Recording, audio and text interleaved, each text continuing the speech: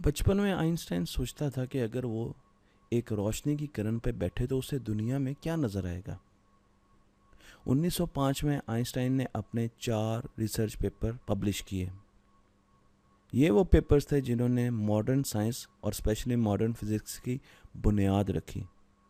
इन papers ने दुनिया को ऐसे कॉन्सेप्ट्स दिए जो वो पहले नहीं जानते थे। आइंस्टाइन ने हमें बताया कि फोटो इलेक्ट्रिक इफेक्ट एग्जिस्ट करता है।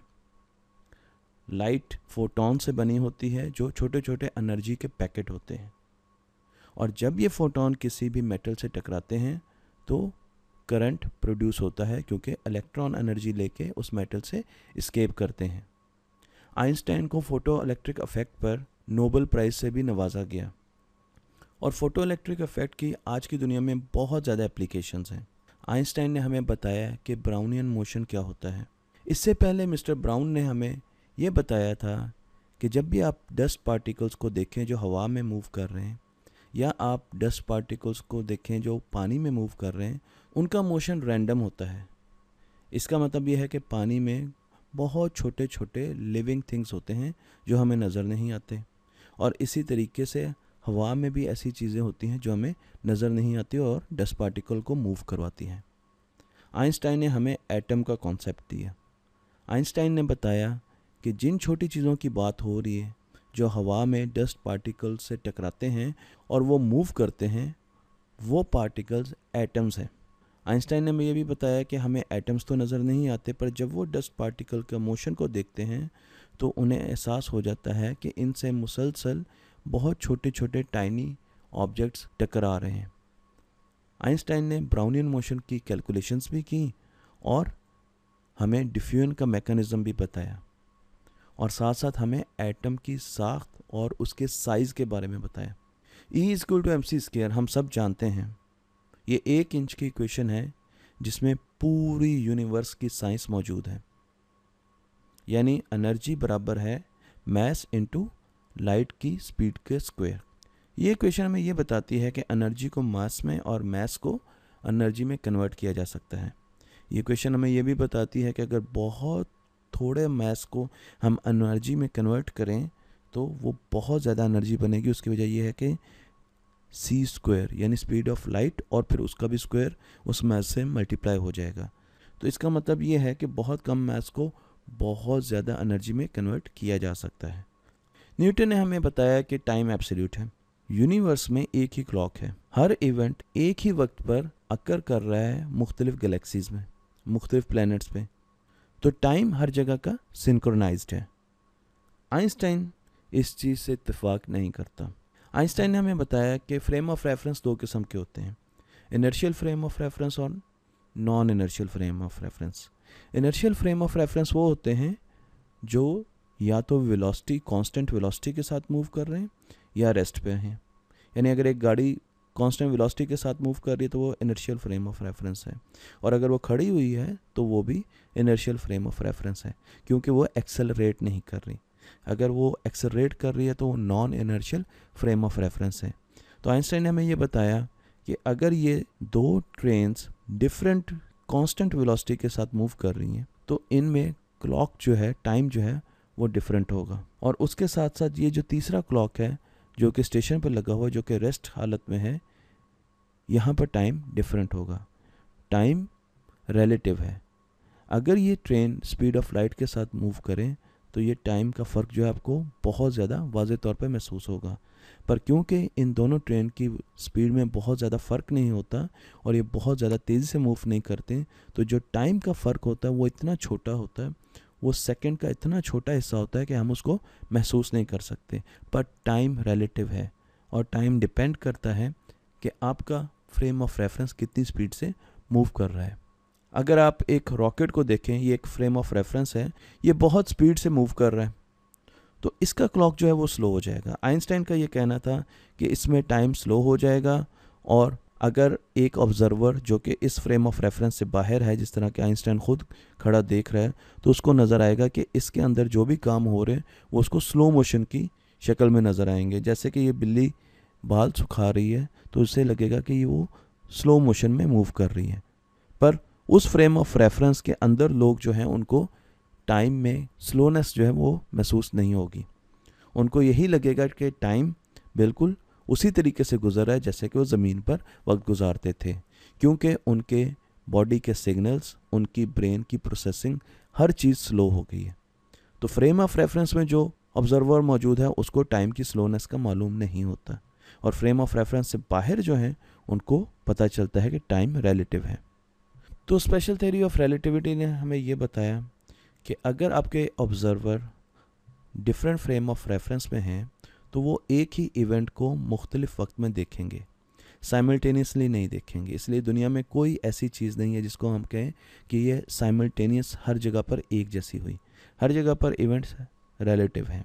इसी तरीके से आइंस्टाइन ने हमें बताया कि टाइम एब्सोल्यूट नहीं है बल्कि टाइम भी रिलेटिव है। और उसके साथ आइंस्टाइन ने ये भी बताया कि फ्रेम ऑफ रेफरेंस मोशन में है और ये मोशन रिलेटिव है। अगर हम ज़मीन के ऊपर खड़े हैं तो हमें लगेगा ज़मीन रेस्ट पर है, पर अगर हम सूरज पे खड़े होकर ज़मीन को देखें तो हमें लगेगा ज़मीन मोशन में है। तो मोशन जो है वो रिलेटिव है। अब हम इसी चीज़ को कि टाइम जो है वो किस तरीके से रिलेटिव है एक और तरीके से देखते हैं। K2 इस वक्त ओरिजिन पे खड़ा है एक ग्राफ के, जिसके हॉरिजेंटल एक्सिस पे टाइम है और वर्टिकल एक्सिस पे स्पेस है। K2 स्पेस टाइम में मूव करता है। अगर आप देखें तो उसने टाइम जो है उसमें इतना मूव किया और स्पेस में इतना मूव किया। अगर मैं इसको आसान तरीके से कहूँ तो K2 स्पेस यानी उसकी डिस्प्लेसमेंट इतनी हुई और इतने वक्त में हुई, टाइम इतना गुजरा। अब अगर K2 एक और इनर्शियल फ्रेम ऑफ रेफरेंस में बैठता है और इस तरीके से मूव करता है तो अब आप देखें कि उसकी डिस्प्लेसमेंट कम हुई, यानी अब वो जिस इनर्शियल फ्रेम ऑफ रेफरेंस में बैठा उसकी स्पीड कम है और टाइम जो है वो ज़्यादा गुजर गया, ज़्यादा तेज़ी से गुजरा। टाइम ज़्यादा गुजरा इसका मतलब टाइम तेज़ी से गुजरा और K2 ने जो डिस्टेंस या K2 की जो स्पीड थी वो कम थी। तो जब उसकी स्पीड कम हुई तो टाइम तेज़ी से गुजरा।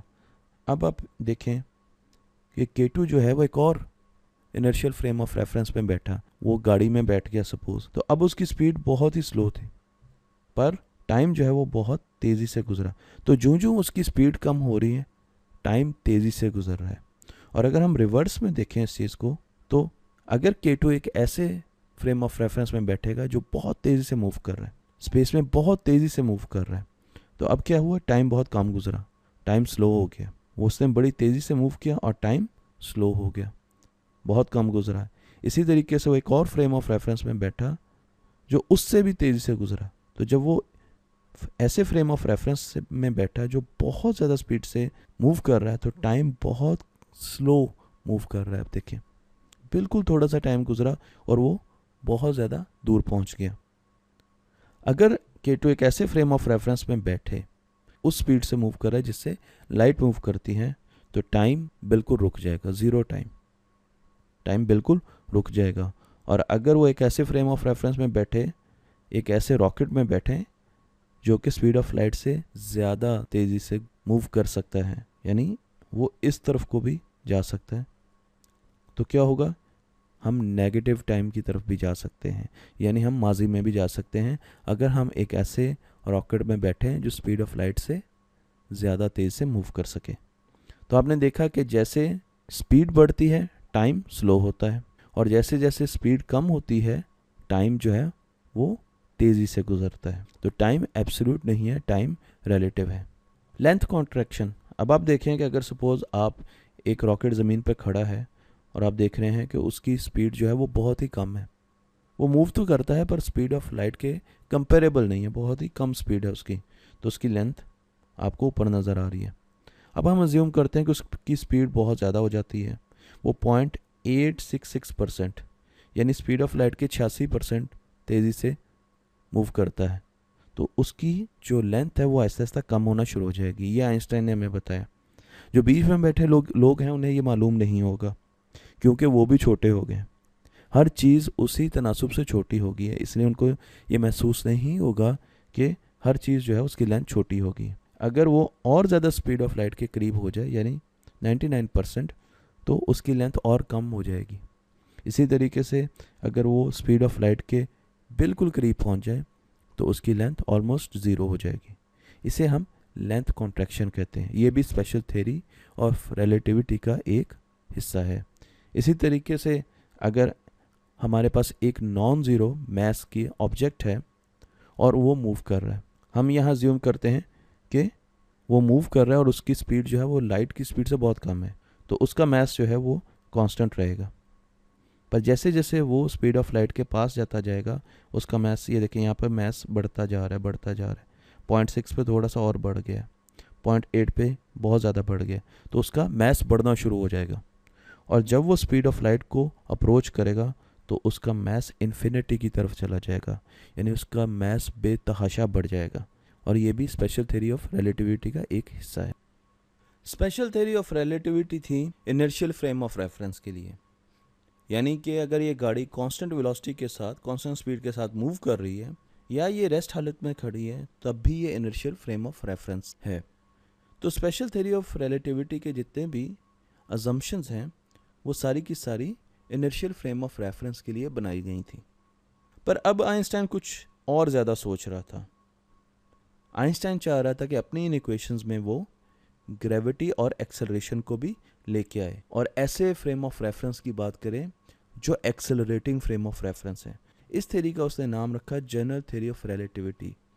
ये non inertial frame of reference जो कि एक्सेलरेटिंग फ्रेम ऑफ रेफरेंस हैं, यानी ऐसे फ्रेम ऑफ रेफरेंस जो कि एक्सेलरेट कर रहे हैं, यानी उनकी वेलोसिटी कांस्टेंट नहीं है, उनकी वेलोसिटी चेंज हो रही है।